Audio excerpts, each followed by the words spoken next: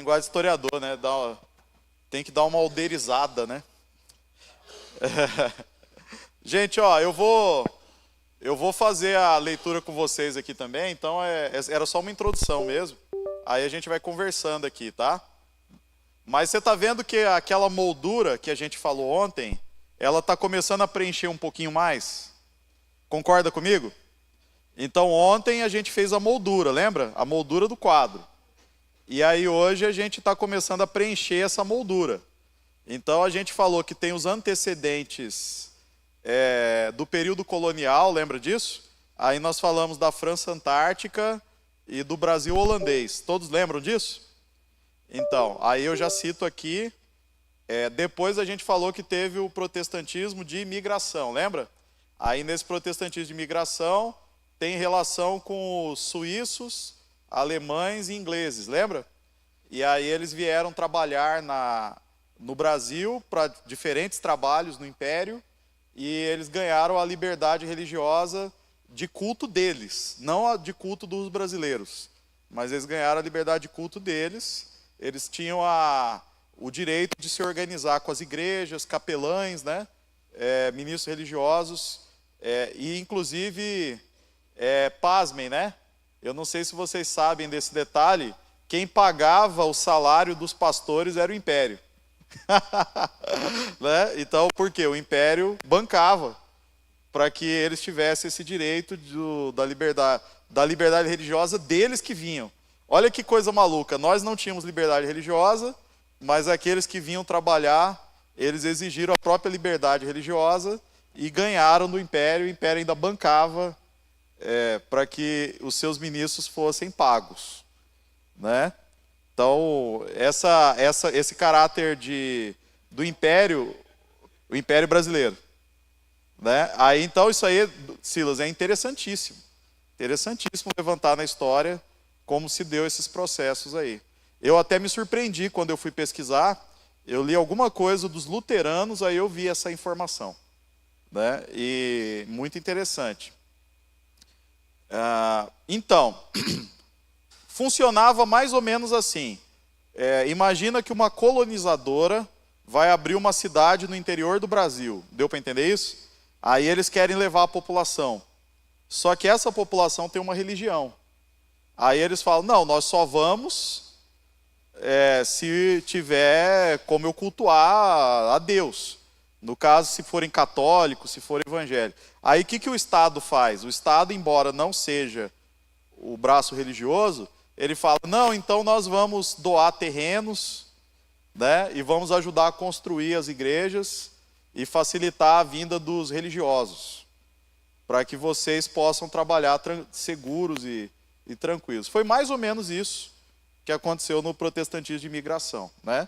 Só que tinham as regras, mas não pode fazer nada com cara de igreja, né? Não pode evangelizar os brasileiros, tá bom? Tá bom. Vai ser no idioma de vocês, não vai ser no nosso. Então tinha essas restrições. Mas é bem interessante o protestantismo de imigração, né? E aí nós entramos no protestantismo de missão, que você começa a ver que ele tem características próprias. Ele já nasce com a ideia do método de evangelização, uma visão missionária, de expansão, né, e de superação dessas barreiras. Eles vêm mesmo no Império com todas as restrições e eles começam a evangelizar e expandir. Eles vão para a evangelização, né? Então é diferente o movimento que vem o Simonton e vem o Kelly. Por isso que alguém pode dizer, mas se não começou com Simonton e Kelly a presença evangélica no Brasil, por que a gente comemora o dia de missões com eles? Porque marca o protestantismo de missão. O protestantismo de missão tinha o alvo de evangelizar. Tudo bem?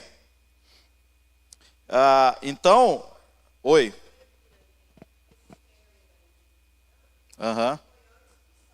Ele chegou antes do Simonton. Fez muita coisa. Ele é uma figura impressionante. O Kelly é uma figura irmã do Simonton. Por quê? Porque o Kelly, ele é de origem reformada.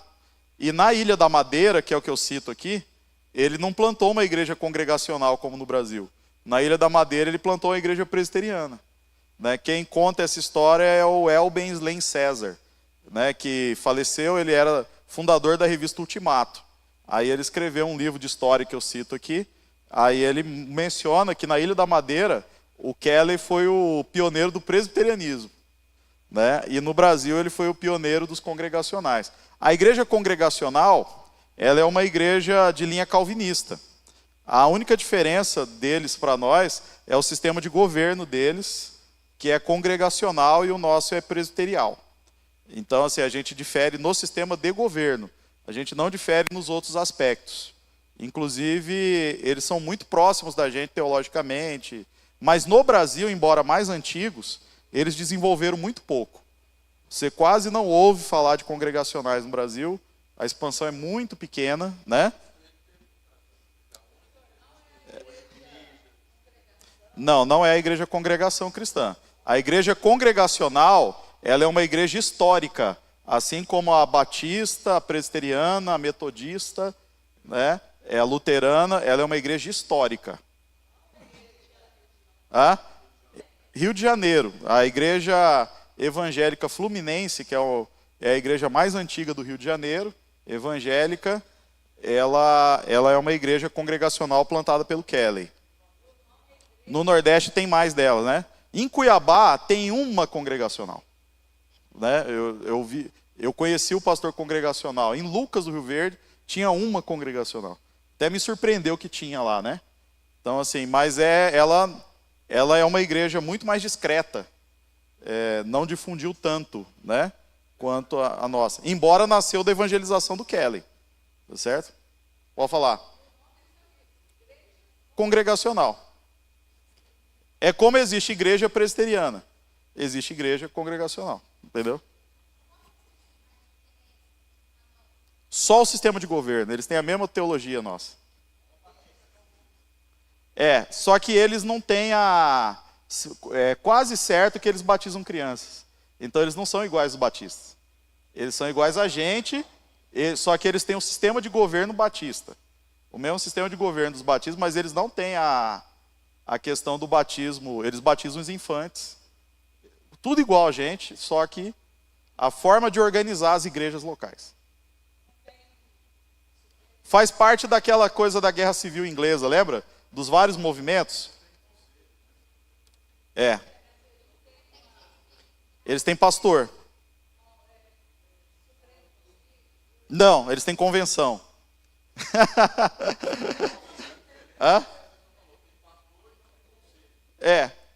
Exatamente. Eles podem até ter um conselho, mas cada igreja local é independente uma da outra. As igrejas locais, as congregacionais, são igrejas locais e elas não decidem as questões em conselho. Elas decidem as questões em assembleia, só isso. Então, a forma de governo é diferente, embora a teologia seja a mesma, né? Isso eu estou falando lá na origem, né? Eu não sei hoje a evolução dos congregacionais, para ver se eles ainda defendem a teologia como antes. Mas no contexto de origem, era uma igreja co-irmã, entendeu? Lógico, com as suas diferenças em relação a nós. A metodista, ela é um ramo da anglicana. Eles saem da anglicana. Por isso que os metodistas têm bispo, né? Eles têm o pastor local, eles têm o superintendente. Inclusive é o seguinte, na escola dominical nós temos conselho de educação cristã ou superintendente? Superintendente. Por quê? Porque a escola dominical foi criada pelos metodistas e eles são episcopais. Entendeu? Fosse criado por presbiteriano, nós teríamos conselho de educação. Viu a diferença? Então, o sistema metodista, ele é episcopal no governo. Os metodistas, eles são seguidores da doutrina de John Wesley. Então, dentro da tradição teológica, é chamada de armínio-wesleyana, né? Então, eles são armínio-wesleyanos. Mas eles são evangélicos, eles são crentes, eles são irmãos nossos, entendeu? Só que eles são da tradição armínio-wesleyana. Eles não são da tradição reformada calvinista. Correto? John Wesley, como uma figura, é uma figura respeitada em todo o meio evangélico, independente dele não ser da nossa tradição. É uma pessoa considerada uma referência de vida cristã, santidade e até de erudição.